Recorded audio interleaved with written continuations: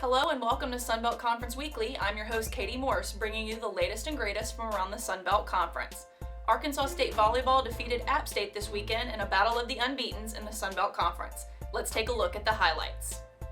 The Arkansas State volleyball team won its 20th straight match and clinched at least a share of the Sunbelt Conference regular season championship with a 3-1 victory over App State Sunday afternoon. The Red Wolves are now 22nd in the NCAA RPI rankings. Before the match on Sunday, the two teams were neck and neck in the conference race, with A-State coming into the weekend at 13-0 and App State coming in at 12-0. Arkansas State is now first in Sunbelt standings, with Appalachian State and Texas State in second and third respectively. 3 Red Wolves found their way onto the weekly awards list. Redshirt junior Darby Graff has clinched the Offensive Student Athlete of the Week award. She was the team's leader in kills with 25 for a 3.57 per set average. For the second week in a row and the 5th time this season, A-State junior libero Marky Shadig is the Defensive Student Athlete of the Week. She registered an outstanding 56 digs in 2 matches for an even 8 per set average. A-State junior setter Mallory Warrington is the Setter of the Week for the 3rd time. She was fantastic in leading the Red Wolves offense, handing out 87 assists in their 2 victories. And not to be eclipsed by the Red Wolves is a Bobcat. Madison Daigle is your Freshman of the Week for the 2nd time in a row. The Texas State middle blocker put down 9 kills in each match. She also tallied 8 blocks for a 1.33 blocks per set average. South Alabama women's soccer took home their 3rd consecutive conference title this weekend in Atlanta, and we were there to catch all the action. Let's take a look. The South Alabama Jaguars claimed the 2015 Sunbelt Conference Women's Soccer Championship title with a 4-0 win over tournament host Georgia State. They finished their Sunbelt run with a 13-match unbeaten streak in their 3rd consecutive tournament title. USA finished the match with 17 shots, 9 of which were on goal. The 4 goals scored by USA in the 2015 tournament gave them a total of 13, the 2nd highest total in league history.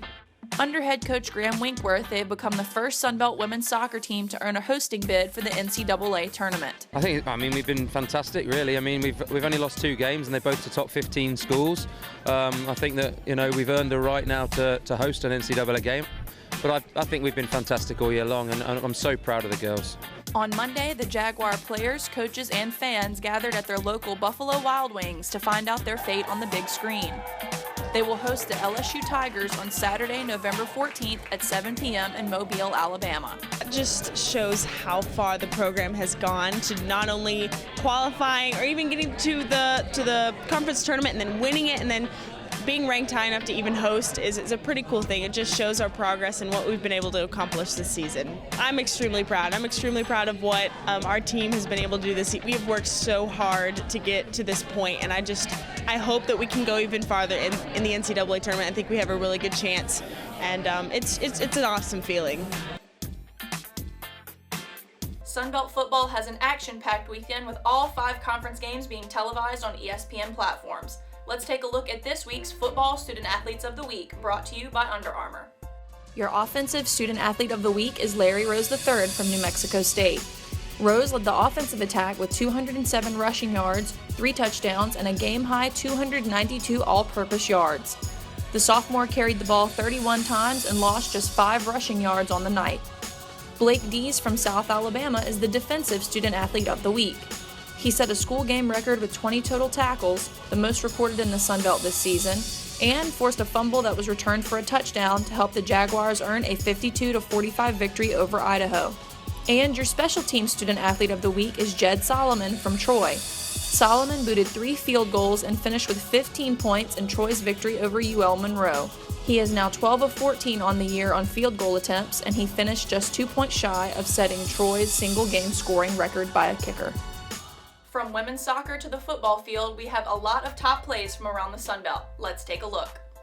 Speaking of South Alabama soccer, let's see their championship-winning goals to kick off this week's top plays. There's a shot and a score and a goal by South Alabama. 2nd goal of the day for the Jaguars, and they lead it 2-0. That's the kind of an emphatic 2nd goal that Coach Graham Winkworth is looking for. Off the bench today for Georgia State. Jenna Moore with the header up the field. Ball gets away, shot into the net, and a score! Goalie was out of position, and a goal. Oh, correction, it was Sharday Hanna. Sharday Hanna with the goal for South Alabama. 3-0 now in favor of USA.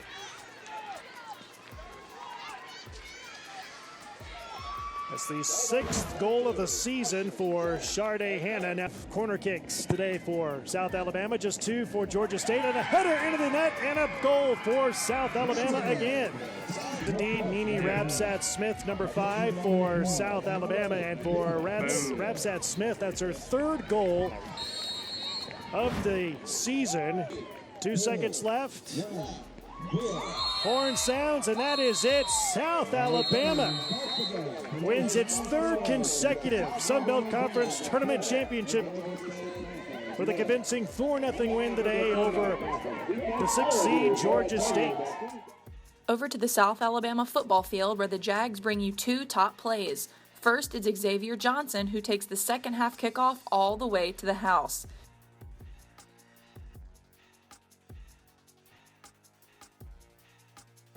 Several minutes later, the USA defense comes to life as they force a fumble, and Devon Earl runs it back for 6 points. Devon Earl, touchdown! Can't get enough defense? Here's Darren Reddick from Troy taking a knocked ball back, giving Troy 6 more points. And over to New Mexico State at Texas State, where, well, we'll just let Larry Rose III do the talking. First down and more. This may go all the way to the end zone for a touchdown. Who else? Larry Rose III. We've seen him do it rushing, and now he does it receiving. And over to Georgia State for a blocked punt as Montrell Carter leaps onto the ball, giving the Cajuns their 2nd straight blocked punt of the season. The Ragin' Cajun Student Athlete Advisory Committee organized a trip to the Children's and Women's Hospital on Halloween. Let's take a look at their visit. The Louisiana Ragin' Cajuns are the winners of the Sun Belt Conference Community Service Award for the month of October as a part of the Sun Belt Conference Community Service Initiative by the SAAC program. The Cajuns took part in preparing and distributing Halloween gift bags to the Women's and Children's Hospital, dressed in full Halloween costumes. The program is designed to encourage student athletes to take a continuous role in community service throughout the academic year. And that'll just about do it for this episode of Sunbelt Conference Weekly. Be sure to follow the Sunbelt Conference on social media, Facebook, Instagram, and Twitter, and be sure to send us those top plays. Thank you so much for watching. For all of us here in New Orleans, I'm your host, Kati Morse.